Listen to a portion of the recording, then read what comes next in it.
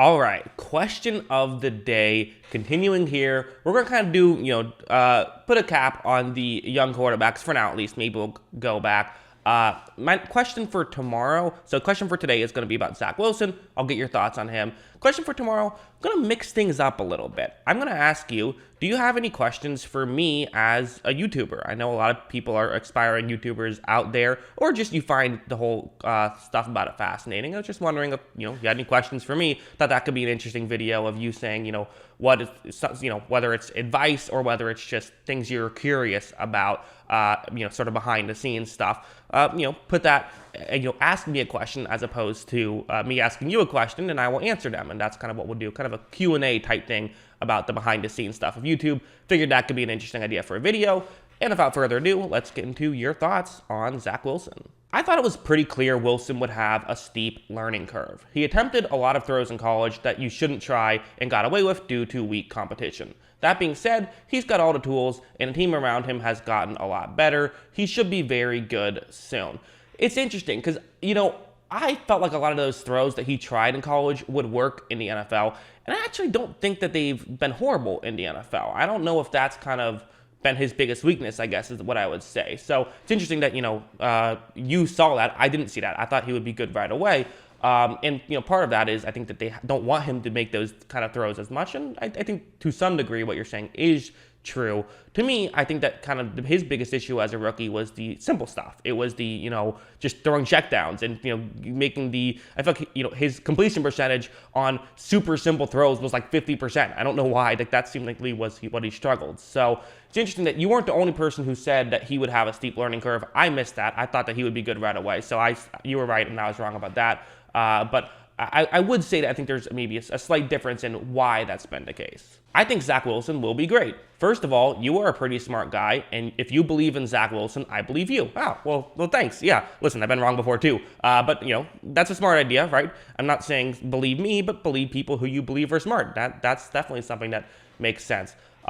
Second of all, he really showed flashes when he came back from injury. The Jets are improving the Jets are improving his supporting cast, so I think he will be great. Yeah, the supporting cast was an issue last year, and it was also, I think, tough where kind of the scheme was set up in a way that's not really a great fit for him, of like, let's throw a lot of underneath stuff, a lot of, check downs, let's kind of scheme this stuff up, which, as I said, he wasn't as good at. Again, Zach Wilson disappointed me in his rookie year. He did. I thought he would be better, but I still love the potential and the upside. And I do feel like, just in my head, I don't know if this is true, but it feels like if you can get the simple stuff, under control, well, then you can also get those splash plays and those big plays later and get him to be this sort of Aaron Rodgers type that he was talked about coming out. But yeah, I do think that especially improving the supporting cast should go a long way. Zach Wilson seems to have his situation improve around him, though he may still be a year away, similarly to Trevor Lawrence. I also think if the AFC wasn't so deep this year, they would both be looking like contenders for the wildcard spots. Just going to have to wait and see how all those pieces gel together. And I think Sauce Gardner is the next Revis, which is going to help Zach as well. I love Sauce Gardner. Next Revis, that's high praise, but, he's very good. And you are kind of right that one of the things we don't think about enough of is sometimes having a bad defense really does hurt the development of guys. I remember this was talked about with Jameis Winston with Tampa Bay. Part of why he kept putting the ball in harm's way was because his defense was so bad. He kind of felt like he had to consistently score or he was going to be, his teams are going to lose. So that kind of can hurt your development as well. I think that's a really good point.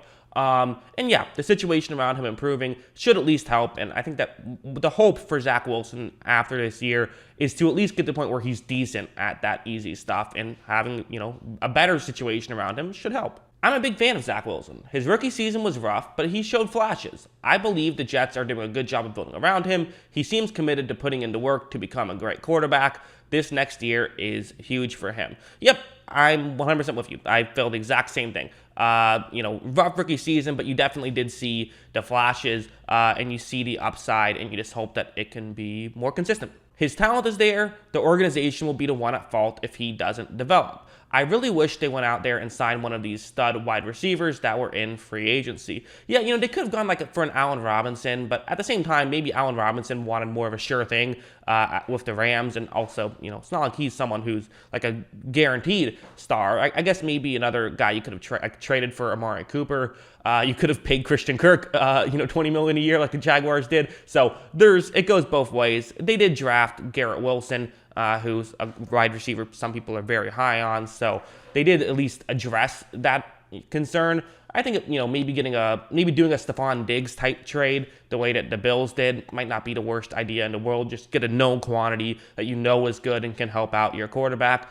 I don't disagree. That probably would have been something. I mean, if you're asking me, I'm always saying, how can we improve our receiving core? I think that's so important. So I certainly get it. But, I don't know if I fully agree that it would be the organization's fault if he doesn't develop, just because I think they are doing a decent job at building.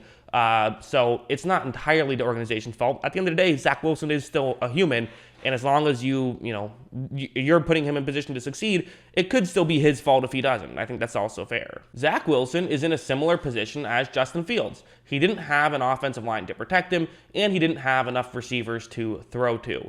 Fields had receivers, but I expect much more from Wilson this year now because he has more receivers to throw to. Yep, the only thing I would disagree with really on this one is I think, while Justin Fields did have receivers, like in terms of like name brand, like, an Allen Robinson wasn't good last year. So, and like Darnell Mooney I thought was fine, but not spectacular. So while Fields has sort of guys that we know, they didn't really perform that well last year, which is why I would fight back on that as well. I don't think he had great receivers either.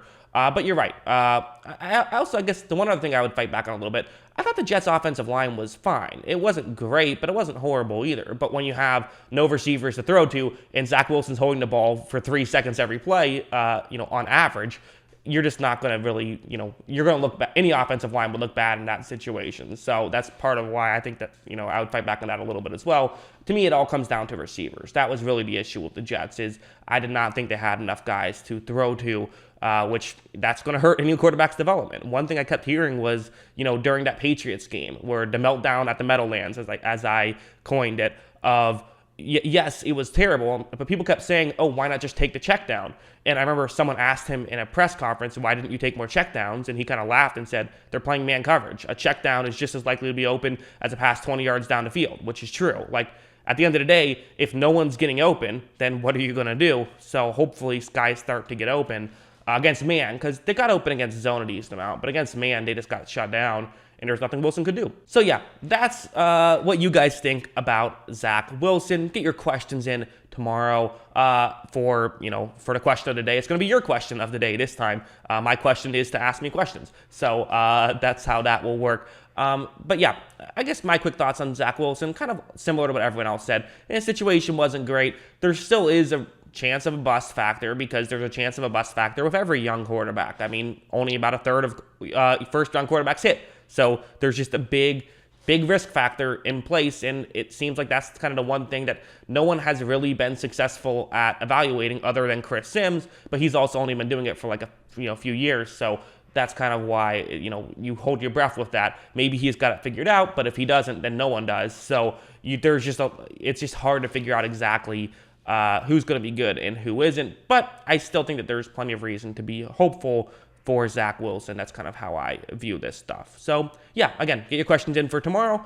Always love hearing from you. And of course, as always, thanks for watching.